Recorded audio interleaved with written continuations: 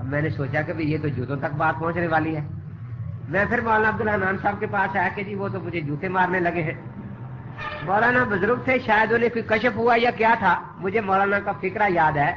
مولانا نے آواز دی کہ والی صاحب لڑکا ذہین ہے, اس کو سمجھائیں, انشاءاللہ اللہ سے بڑی امید ہے کہ پہلے جلاب سے اس کا گند نکل جائے گا.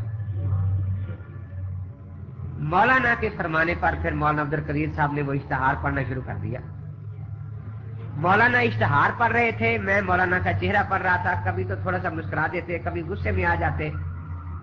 بہرحال انہوں نے سارا اشتہار پڑھا اور اشتہار پڑھ کر فرمایا کہ بیٹا اس میں دھوکے کے سوا کوئی چیز نہیں. اب میں بڑا حیران کہ حضرت اس میں دھوکا کیا ہے؟ یہی کہا ہے نا کہ اللہ کے نبی پاک کی حدیث سنا دو. اس میں کوئی گالی نہیں, کوئی دھوکا نہیں, کوئی فریب نہیں, ایک حدیث مانگی ہے. مولانا نے فرمایا کہ بیٹا دیکھو پہلے نیت صحیح کر لو.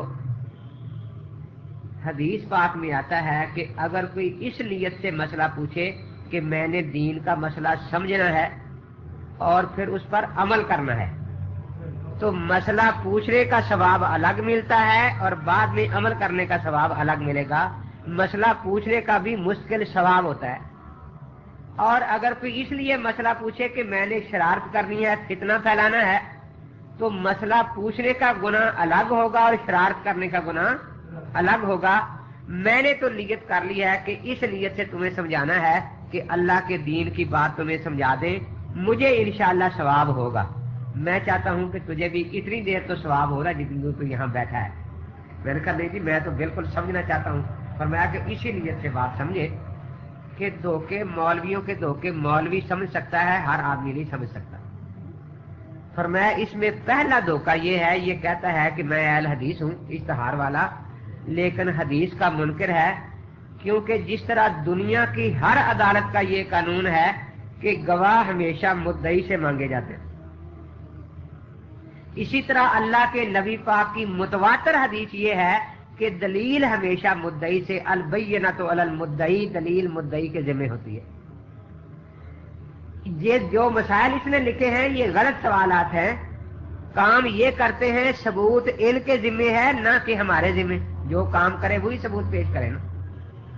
اس کی مولانا نے 2 مثالیں دی کہ دیکھو اذان ہم بھی کہتے ہیں, رافضی بھی کہتے ہیں, لیکن وہ کچھ کلمات زائد کہتے ہیں, اشہد ان علی ولی اللہ. ہمیں تو یہ سوال کرنے کا حق ہے کہ جس طرح باقی اذان کے کلمات اللہ کے پاک پیغمبر سے ثابت ہیں, صحابہ سے ثابت ہیں, حضرت علی کرم اللہ تعالی وجہ سے ثابت ہیں, یہ کلمہ بھی اللہ کے نبی سے یا صحابہ اور اہل بیت سے آپ ثابت کر دیں. لیکن انہیں اچھی طرح یقین ہے کہ ہم نہ یہ اللہ کے نبی سے ثابت کر سکتے ہیں نہ حضرت علی سے, بلکہ پورے 12 امام جن کو ہم مانتے ہیں کسی سے بھی یہ کلمہ اذان میں ثابت نہیں کر سکتے. اب یہ ان کو اچھا یقین ہے پکا, لیکن انہوں نے اپنے عوام کو بھی کنٹرول رکھنا ہے نا. اب وہ غلط سوال بنائیں گے کہ ساری دنیا کے مسلمان مل کر ایک حدیث پیش کریں کہ رسول پاک صلی اللہ تعالی علیہ وسلم نے یا حضرت علی کرم اللہ تعالی وجہ نے اذان میں یہ کلمات کہنے سے منع فرمایا ہو. منع کا لفظ دکھانے پر ہم 50,000 روپے انعام دیں گے. تو مولانا نے مجھے فرمایا کہ جاؤ تم اپنے استاد سے حدیث لکھوا لو, ان کی طرف سے 50,000 روپے کا ذمہ دار میں ہوں, جاؤ لے آؤ. اب میں نے کہا کہ جی جب وہ پڑھتے ہیں حدیث ان کے ذمہ, ہمارے ذمہ تو نہیں نا. فرمایا پھر رفع دین تم کرتے ہو یا ہم کرتے ہیں؟ جو رفع دین کرتا ہے دلیل اس کے ذمہ ہے نا کہ حضرت نے آخری عمر تک رفع دین کی, دکھا دے.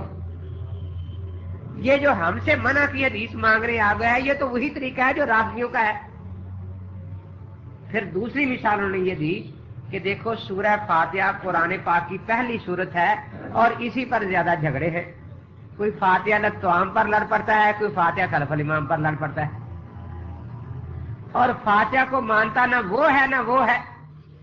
کیونکہ فاتحہ میں بنیادی طور پر 2 ہی مسئلے ہیں. ایک ہے ایاک نعبد و ایاک نستعین, کہ اے اللہ ہم تیری ہی بات کریں گے, تجھ سے ہی مدد مانگیں گے. وہ فاتحہ بھی پڑھتا ہے اور ساری دنیا سے مدد مانگتا پھرتا ہے. اور دوسرا ہے اہدنا الصراط المستقیم صراط الذین انعمت علیہم کہ یا اللہ ہمیں نیکوں کی تقلید میں صراط مستقیم پر قائم رکھنا، اور وہ تقلید کا منکر ہے دوسرا. لیکن بہرحال اگر تمہارا اور ان کا آپس میں مناظرہ ہو جائے تو وہ کھانے پر فاتحہ پڑھتے ہیں، تو تم ان سے حدیث مانگو گے کہ کھانے پر فاتحہ پڑھنے کی حدیث دکھاؤ کہ ایصال ثواب کے نیت سے حضرت نے کھانے پر فاتحہ پڑھی ہو، تو وہ نہیں دکھا سکتے. اب وہ اگر غلط سوال بنائیں کہ ساری دنیا کے غیر مقلد اکٹھے ہو کر ایک حدیث پیش کر دیں کہ رسول اقدس صلی اللہ تعالی علیہ وسلم نے خاص ایصال ثواب کی نیت سے کھانا سامنے رکھ کر اوپر فاتحہ پڑھنے سے منع فرمایا ہو، تو منع کا لفظ دکھانے پر ہم 1,00,000 روپیہ انعام دیں گے.